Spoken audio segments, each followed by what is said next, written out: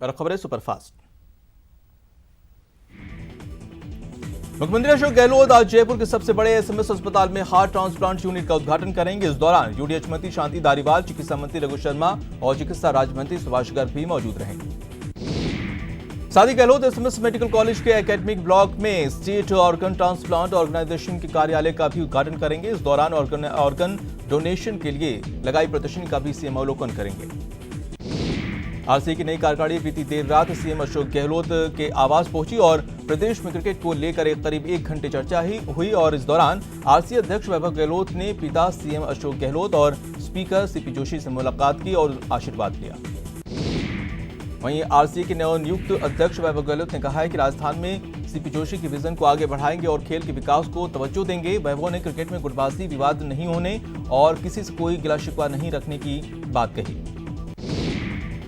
मुख्यमंत्री अशोक गहलोत ने सीएमओ में गृह विभाग और पुलिस के आला अधिकारियों के साथ समीक्षा बैठक की, जिसमें पुलिस विभाग को लोगों को उनके अधिकारों के प्रति जागरूक करने के निर्देश दिए। गहलोत ने आगामी 6 महीने में प्रदेश के सभी थानों में स्वागत कक्ष तैयार करने के निर्देश दिए। सीएमओ में आयोजित बैठक में मुख्यमंत्री अशोक गहलोत ने बजट घोषणाओं के कामों में तेजी लाने और नियमित समीक्षा करने के निर्देश दिए। बीजेपी प्रदेश अध्यक्ष सतीश पूनिया प्रतापगढ़ दौरे पर रहे और प्रदेश अध्यक्ष बनने के बाद पहली बार प्रतापगढ़ पहुंचने पर बीजेपी पदाधिकारियों और कार्यकर्ताओं ने पूनिया का जगह जगह स्वागत किया। बीजेपी प्रदेश अध्यक्ष सतीश पूनिया बीती रात बांसवाड़ा पहुंचे, जहां पलौद कस्बे में उनका भव्य स्वागत हुआ। सतीश पूनिया ने बीजेपी ऑफिस में कार्यकर्ताओं को संबोधित किया। पूनिया ने वैभव गहलोत को आरसीए अध्यक्ष बनने पर सीएम गहलोत पर निशाना साधा। आरपीएससी ने EAEN भर्ती परीक्षा की तिथि आगे बढ़ा दी है। अब ये परीक्षा 3 दिसंबर से 5 दिसंबर तक आयोजित की जाएगी। पहले ये परीक्षा 9 से 11 अक्टूबर को होनी थी। वहीं परीक्षा की तारीख बढ़ाने की मांग को लेकर बीजेपी सांसद किरोड़ीलाल मीणा ने अभ्यर्थियों के साथ डिप्टी सीएम सचिन पायलट से मुलाकात की थी, जिसके 6 घंटे बाद ही आरपीएससी ने परीक्षा की तिथि बढ़ाने के आदेश जारी किए। टोंक सवाई माधोपुर सांसद सुखबीर सिंह जौनापुरिया की गांधी जयंती संकल्प यात्रा तीसरे दिन भी जारी रही। इस दौरान सांसद ने लोगों से सिंगल यूज प्लास्टिक का उपयोग नहीं करने की अपील की। दौसा के महुआ अस्पताल में स्वच्छता अभियान के तहत निर्दलीय विधायक ओम प्रकाश हुड्डा ने टॉयलेट की सफाई कर स्वच्छता का संदेश दिया। चूरू के राजकीय भर्ती अस्पताल के निर्माणाधीन भवन का कांग्रेस प्रदेश उपाध्यक्ष मकबूल मंडेलिया ने शिलान्यास किया। इस दौरान कांग्रेस नेता वहां लगे आरएसएस के एक स्टिकर को सांप्रदायिक बताते हुए कर्मचारियों से उलझते हुए नजर आए। नागौर एसडीएम दीपांशु सांगवान के खिलाफ आखिरकार मुकदमा दर्ज कर लिया गया है। दीपांशु के खिलाफ 25 अगस्त को अतिक्रमण हटाने के दौरान आरोपी विधायकों पुखराज गर्ग और इंदिरा बावरी के साथ दुर्व्यवहार करने के आरोप में मामला दर्ज किया गया। झुंझुनू पुलिस ने हरियाणा चुनावी में नशा खपाने की कोशिश नाकाम की है और नशे के सौदागरों से 2 क्विंटल से ज्यादा डोडा पोस्ट जब्त किया। अजमेर जिला न्यायालय ने एनडीपीएस मामले में 6 आरोपियों को 10-10 साल की सजा सुनाई है और उन पर 1-1 लाख का जुर्माना भी लगाया है। झालावाड़ के सरोला थाना पुलिस ने जुआरियों के खिलाफ बड़ी कार्रवाई करते हुए 8 जुआरियों को दबिश देकर गिरफ्तार किया है और उनके कब्जे से 17,000 रुपए के साथ जुआ सामग्री भी बरामद की। धौलपुर जिले की मनिया थाना पुलिस ने बड़ी कार्रवाई करते हुए 2 हथियार तस्करों को गिरफ्तार किया है, जिसके पास से पुलिस ने 8 अवैध देसी कट्टे भी बरामद की। चूरू की सादुलपुर पुलिस ने माता मंडी में से एक युवक की 32 बोर पिस्टल सहित गिरफ्तार किया है। पुलिस आरोपी से पूछताछ में जुटी है। अजमेर के अलवर गेट थाना क्षेत्र में 5 दिन पहले दिन दहाड़े एक बुजुर्ग महिला के साथ हुई लूट की वारदात का पुलिस ने खुलासा किया और 2 आरोपियों को गिरफ्तार किया है, जबकि मुख्य आरोपी की तलाश जारी है। चूरू के सुजानगढ़ में मार्च 2019 में मेगा हाईवे पर कार लूट मामले में पुलिस ने 2 आरोपियों को गिरफ्तार किया है। नागौर पुलिस ने मानव तस्करी मामले का पर्दाफाश करते हुए एक महिला सहित 3 आरोपियों को गिरफ्तार किया है। साथ ही पुलिस ने इस आरोपियों की चुंगल से पीड़ित नाबालिग को मुक्त कराया। राजसमंद के कोठारिया गांव में अवैध निर्माण के दौरान झगड़े की शिकायत पर पुलिस कार्रवाई करने पहुंची, जहां कुछ लोगों ने पुलिस की टीम पर हमला कर दिया, जिस पर पुलिस ने एक महिला सहित 4 लोगों के खिलाफ राजकार्य में बाधा पहुंचाने और मारपीट करने का मामला दर्ज किया। राजस्थान हाईकोर्ट ने बहुचर्चित भंवरी देवी अपहरण हत्या मामले में आरोपी भंवर सिंह देवी के पति अमरचंद को अंतरिम राहत दी है। कोर्ट ने अमरचंद को हथियारबंद पुलिस की सुरक्षा में 3 दिन की अंतरिम जमानत दी है। चूरू के सादुलपुर में तहसील में 15 साल की स्कूली छात्रा को अगवा कर दुष्कर्म करने का मामला सामने आया है। पीड़िता के पिता की रिपोर्ट पर हमीरबाज थाने में आरोपी पवन कुमार के खिलाफ मामला दर्ज किया। अलवर की पोस्को अदालत ने एक 6 साल की मासूम बच्ची के साथ दुष्कर्म करने के मामले में आरोपी को आजीवन कारावास की सजा सुनाई और 5,000 का जुर्माना लगाया। अजमेर के रामगंज थाना क्षेत्र में एक युवती से गैंगरेप मामले में पुलिस ने मुख्य आरोपी को गिरफ्तार किया, जबकि गैंगरेप मामले में 7 आरोपी पहले ही गिरफ्तार हो चुके हैं। सीकर में गुरुवार को अगवा हुए 4 वर्षीय मासूम बच्ची को पुलिस ने झुंझुनू से बरामद किया और अपहरण करने वाले उसके मुंह बोले मामा को गिरफ्तार किया। बीकानेर में स्वास्थ्य विभाग की टीम ने पान मसाला और सुगंधित सुपारी के खिलाफ कार्रवाई की और बड़ी संख्या में पान मसाला और सुपारी को जब्त किया। चूरू के सुजानगढ़ में छात्रा से मारपीट करने वाले शिक्षक के खिलाफ छात्रा ने मामा ने मुकदमा दर्ज कराया। पुलिस मामले की जांच में जुटी है। भीलवाड़ा में बेटे की आत्महत्या की खबर सुनकर मां ने भी जहर खाकर अपनी जान दे दी। पुलिस ने पोस्टमार्टम के बाद मां बेटे के शव और परिजनों को सौंप दी। रविवार रात 9:30 बजे हस्ताक्षर में इस बार होंगे मशहूर साहित्यकार और कवि बलवीर सिंह करोड़। 51 साल से लगातार वो मंचों पर हैं और 60 साल से लगातार लिखते हैं। मेरे महाकाव्य मैं द्रोणाचार्य बोलता हूँ। कटा अंगूठा लिए हाथ में बैठे द्रोण शिला पर थे, किंतु लग रहा था उनको जो वे आरूढ़ चिता पर थे। छोटा सा अंगुष्ठ उन्हें भारी जैसे हिमवान लगा, उसको नीचे रखना जो परमेश्वर का अपमान लगा।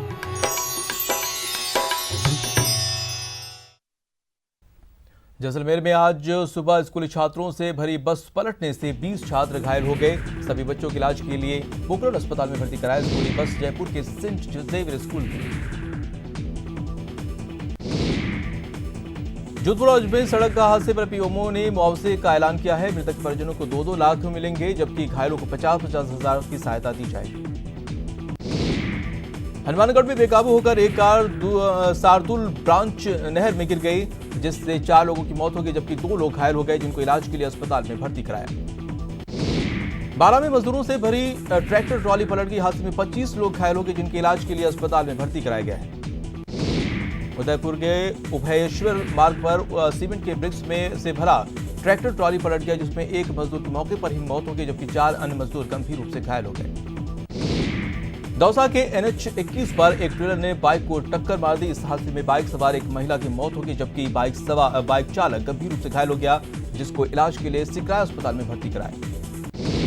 धौलपुर के NH 3 पर चंबलपुर के पास ट्रैक्टर को पीछे से ट्रक ने टक्कर मार दी। ट्रक की टक्कर से ट्रैक्टर सवार एक की मौत हो गई, 4 गंभीर रूप से घायल हो गए, जिन्हें रेफर कर दिया गया। धौलपुर के ताकीपुर गांव में हाई टेंशन लाइन का करंट घरों में दौड़ गया, जिसमें 3 महिलाओं को मामूली करंट लगा, जबकि करंट से एक भैंस की मौत हो गई है। साथ ही घरों के बिजली उपकरण भी जलकर खाक हो गए। आसिया के रण में जोशी गुट द्वारा जीत हासिल करने के बाद टोंक के मालपुरा कस्बे में रामेश्वर डूडी के समर्थकों ने विरोध जताया और पूरी चुनाव प्रक्रिया का राजनीतिकरण करने का आरोप लगाया। पाली के कोतवाली थाने में पूछताछ के लिए लाए गए युवक की तबीयत बिगड़ने के बाद जोधपुर रेफर किया। इस मामले में तूल पकड़ लिया है और जिस पर परिजनों ने पुलिस पर युवक के साथ मारपीट करने का आरोप लगाया और एसपी कार्यालय के बाहर धरना प्रदर्शन किया।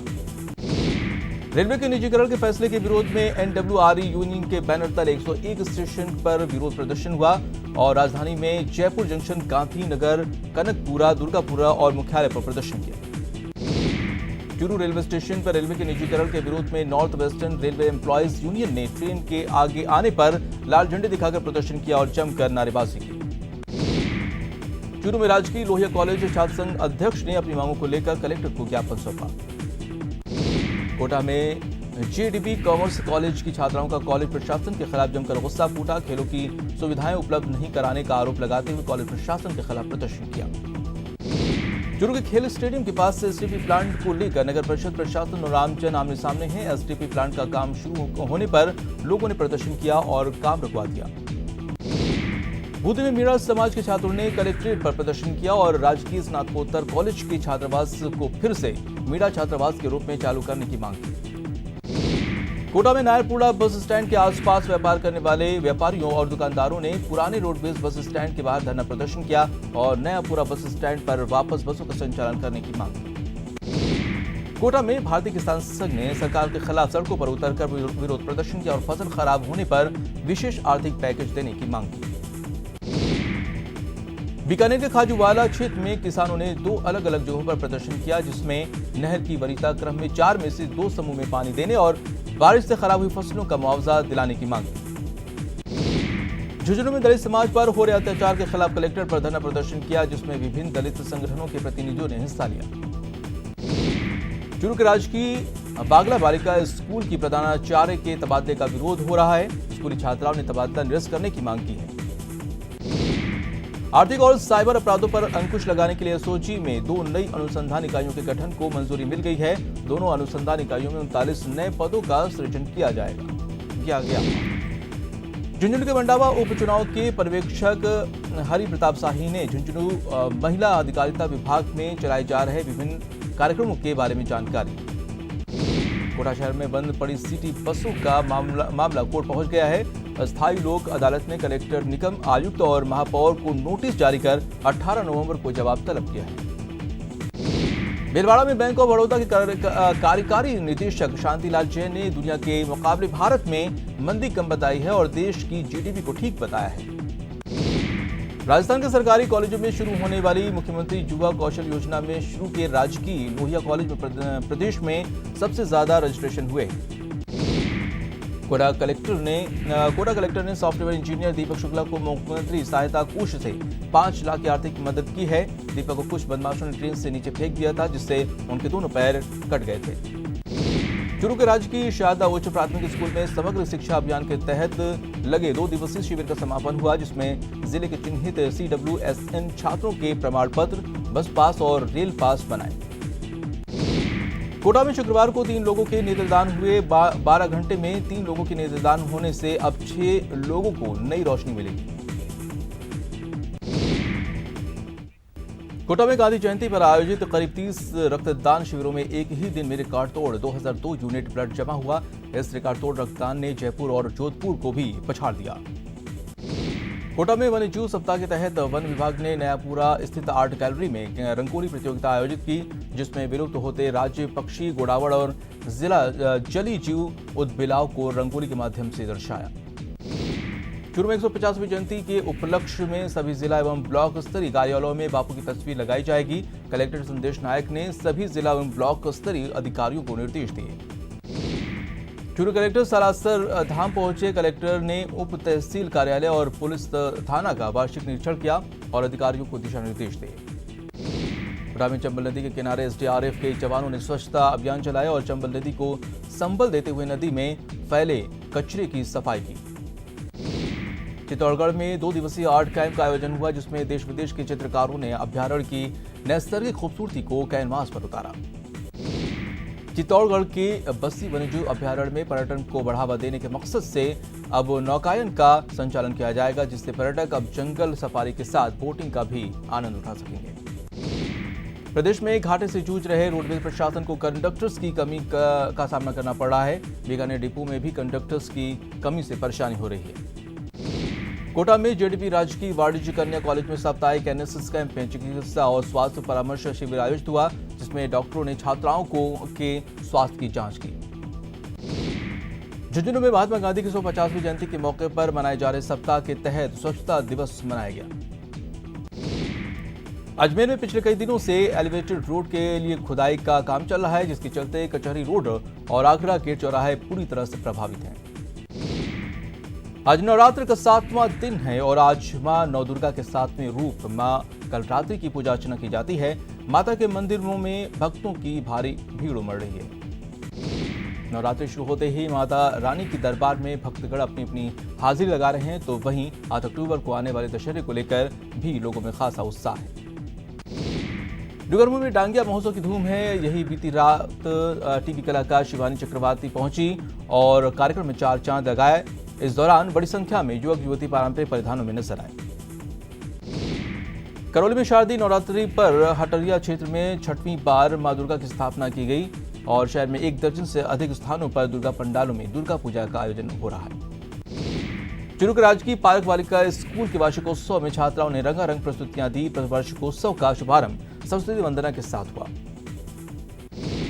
अजमेर के तीर्थराज पुष्कर में जनाना घाट पर अजगर देखकर श्रद्धालु दहशत में आ गए। बाद में स्नेक कैचर की टीम ने अजगर को पकड़ा।